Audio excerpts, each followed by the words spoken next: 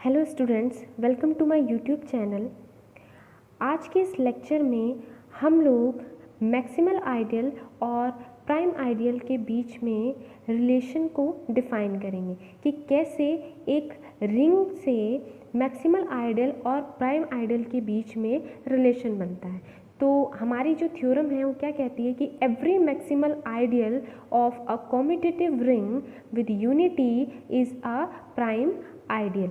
That means अगर are आपके पास एक कॉम्यूटेटिव रिंग विद यूनिटी है तो उसके जितने भी मैक्सिमल आइडियल होंगे वो सब प्राइम आइडियल भी होंगे। चलिए इसे प्रूव करते हैं। सपोज एस मेरे पास एक मैक्सिमल आइडियल है commutative ring with unity R का। तो लास्ट लेक्चर में हमने एक थ्योरम पढ़ी थी कि अगर एस किसी commutative ring with unity R का मैक्सिमल आइडियल है तो उससे जो क्वोशंट रिंग बनेगी वो फिल्ड होगी। That means R upon S is a field. और हमने एक और थ्योरम पढ़ी है कि अगर R upon S is a field then R upon S is an integral domain. तो जो एवरी फील्ड होती है हर एक फील्ड अपने आप में इंटीग्रल डोमेन भी होती है। देन अगर आर अपॉन एस फील्ड है तो R upon S integral domain भी होगी। दैट मीन्स अब हमने लास्ट लेक्चर में एक और थ्योरम पढ़ी थी कि अगर R upon S integral domain है और रिंग हमारी कॉम्यूटेटिव रिंग है तो जो आइडियल हमने यूज़ किया है उस क्वेश्चन रिंग को बनाने में वो प्राइम आइडियल होगा। So R upon S is an integral domain, then it implies S is a prime ideal of a ring R. That means कि अगर R हमारे पास कॉम्यूटेटिव रिंग विद यूनिटी है तो उसके जितने भी मैक्सिमल आइडियल होंगे वो सब के सब प्राइम आइडियल होंगे। अब इसका जो कन्वर्स है वो ट्रू नहीं है। कन्वर्स का मतलब कि जो प्राइम आइडियल होते हैं वो मैक्सिमल आइडियल होंगे। तो इसे हमें एक एग्जाम्पल की हेल्प से देखेंगे। सपोज मैंने यहाँ पर रिंग आर ली है, ring of integer polynomials of integers. तो यहाँ पर मैंने पॉलिनोमियल्स ली हैं इंटीजर्स की, तो a naught plus a1x plus so on. और यहाँ पर जितने भी कोफिशेंट हैं ये कांस्टेंट हैं, ये सब हमारे सेट ऑफ इंटीजर को बिलोंग करते हैं। और साथ में मैंने इसी का एक आइडियल लिया है which is generated by a number x। so अगर हम इस आइडियल को डिफाइन करेंगे तो ये आइडियल होगा x h x, जहाँ पर h x जो है वो मेरा z x ring of integers polynomial को बिलोंग करता है। अब हमने यहाँ से दो एलिमेंट ले लिए किसके, रिंग के, एक ax और bx जो कि हमारे zx को बिलोंग करते हैं। और ऐसे लिए हैं कि इन दोनों की जो प्रोडक्ट है वो मेरे आइडियल को बिलोंग करती है, ax into B X. Then for some cx belongs to zx। अब क्योंकि इन दोनों की प्रोडक्ट s में है तो ये इन दोनों की प्रोडक्ट से जो रिजल्टेंट पॉलिनोमियल हमें मिलेगी वो इस फॉर्म की होगी, मतलब कि इसमें जो एलिमेंट्स हैं उनके फॉर्म की होगी। तो यहाँ पर मैंने cx एक पॉलिनोमियल ले लिया है zx का और xcx equal to ax into bx। अब मैंने cx को एक पॉलिनोमियल की फॉर्म में लिखा है c0 plus c1x and so on. और यहाँ पर a को भी a0 plus a1x plus up to so on और b0 plus b1x plus and so on.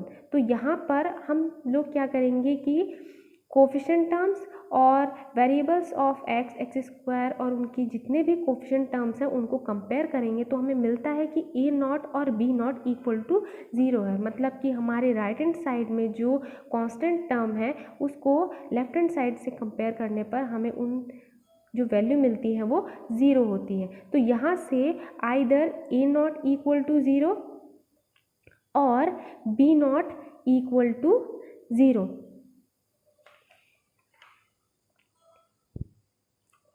So if a x equal to, अब ए एक्स की फॉर्म क्या थी, a naught plus a one x plus a two x square and so on. तो अगर मैं यहाँ पर ए नॉट की वैल्यू 0 पुट कर देती हूँ तो ए एक्स की वैल्यू जो हो जाएगी मेरे पास, ए एक्स जो पॉलिनॉमियल बनेगा वो बनेगा a one x plus a two x square plus so on. और यहाँ से एक्स कॉमन लेने पर मेरे पास बनता है a one plus a two x and so on.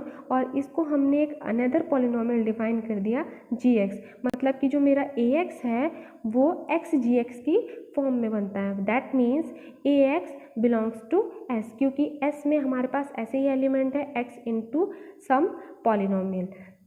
Similarly अगर मैं बी नॉट को 0 रखती हूँ तो लाइकवाइज बी एक्स भी एक्स को बिलोंग करेगा। तो हमें प्राइम आइडियल के लिए यही दिखाना था कि अगर एस, हमने रिंग के दो एलिमेंट लिए हैं जिनकी प्रोडक्ट एस में है, तो उनमें से कोई ना कोई एक एस को बिलोंग करेगा। तो यहाँ पर either a x belongs to S और b x belongs to S.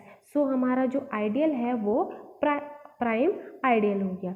अब हमें ये शो करना है कि जो आइडियल हमने लिया है एस वो मैक्सिमल आइडियल नहीं है। तो मैक्सिमल की प्रॉपर्टी क्या होती है कि हमें इस एक्स और जो मेरी रिंग ऑफ पॉलिनॉमियल्स है उसके बीच में एक ऐसी आइडियल लेनी है जो या तो एक्स को प्रॉपरली कंटेन करती हो, इस आइडियल एक्स को, और या फिर जेड एक्स में प्रॉपरली कंटेन करती हो। तो यहाँ पर मैंने एक आइडियल ली है T equal to ideal which is generated by two elements X and to.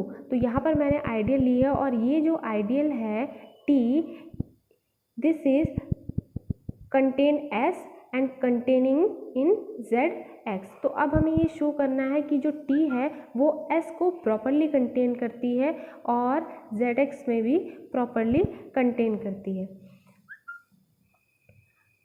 So S is not a maximal ideal, we have to show S is a properly contain in ideal generated by x and two, and ideal x generated by x and two is properly contain in Z x. तो हम पहले वाला ले लेते हैं। Clearly हमें पता है कि क्योंकि ये जो आइडियल है एक्स एंड टू ये दो नंबर से जनरेट हो रही है एक्स और टू से, तो वो दोनों ही एलिमेंट इसमें बिलोंग करेंगे। एक्स भी इसमें बिलोंग करता है और टू भी बिलोंग करता है। तो मैंने एक एलिमेंट ले लिया टू जो कि इस आइडियल को बिलोंग करता है।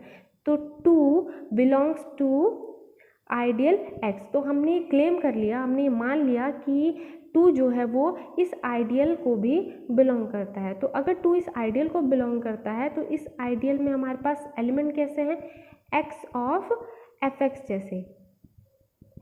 तो टू भी इसी फॉर्म का होगा। तो two equal to X of F X, जहाँ पर एफ एक्स जो है वो मेरी रिंग ऑफ पॉलिनॉमियल्स जो कि मेरी जेड एक्स थी उसका एलिमेंट होगा। तो यहाँ पर एफ एक्स को मैंने लिखा है,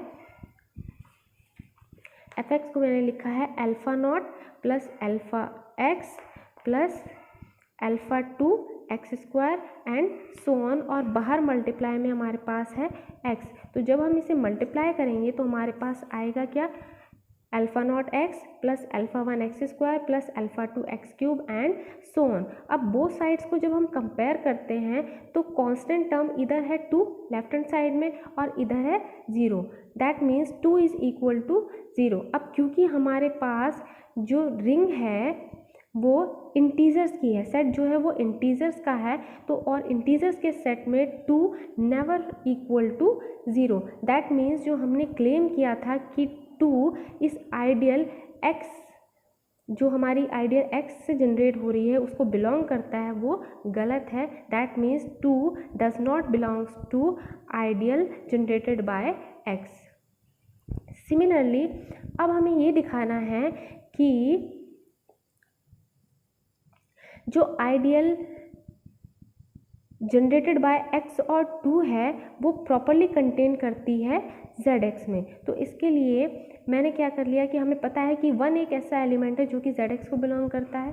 दैट मीन्स हमने ये ले लिया, ये सपोज कर लिया कि 1 जो है वो हमारी जो आइडियल है जो कि x और 2 से जनरेट हो रही है उसको भी बिलोंग करता है। तो अगर 1 इसको बिलोंग करता है तो इसमें जो एलिमेंट है, इससे जो एलिमेंट बनेंगे, इस आइडियल में जो एलिमेंट होंगे उनके इक्वल होगा। तो आइडियल में एलिमेंट कैसे होंगे, x into g x plus 2 into h x, जहाँ पर जी एक्स और एच एक्स जो है वो मेरे ring of polynomial Z x को बिलोंग करते हैं। तो यहाँ से अब मैंने जी एक्स को पॉलिनोमियल फॉर्म में लिख दिया और एच एक्स को भी पॉलिनोमियल फॉर्म में लिख दिया। और जब हम इसको और मॉडिफाइड करके कंपेयर करते हैं तो यहाँ पर मेरे पास कांस्टेंट टर्म है 1 और यहाँ से जब मैं कांस्टेंट टर्म निकालूंगी तो कांस्टेंट टर्म आएगी 2h0 और यहाँ से h0 की वैल्यू मेरे पास आ गई हाफ। जबकि हमारे पास ये जितने भी कॉन्स्टेंट्स हैं ये सब हमारे इंटीजर्स को बिलोंग करते हैं और h0 की वैल्यू हमारे पास हाफ आ गई। That means h0 does not equal to 1/2। तो जो हमने क्लेम किया था कि 1 इस आइडियल x और 2 से जो आइडियल जनरेट हो रही है उसको बिलोंग करता है, वो गलत है। That means 1 does not belongs to zx। So therefore हमारी जो आइडियल जनरेटेड बाय x2 है वो आइडियल जनरेटेड बाय x को प्रॉपरली कंटेन करती है और खुद कंटेन करती है हमारी रिंग ऑफ पॉलिनोमियल्स zx में। दैट मीन्स इस आइडियल x के बीच में हमें एक आइडियल मिल गई जो कि इस कंडीशन को फुलफिल करती है। That means x is not a maximal ideal of zx।